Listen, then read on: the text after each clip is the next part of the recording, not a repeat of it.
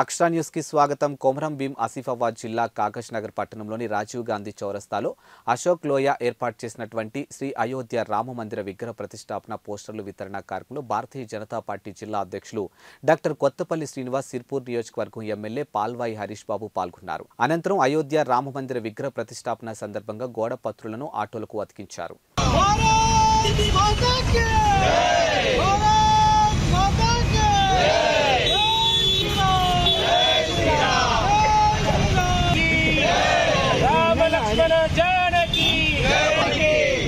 लक्ष्मण जानकी जय बोलो हनुमान की।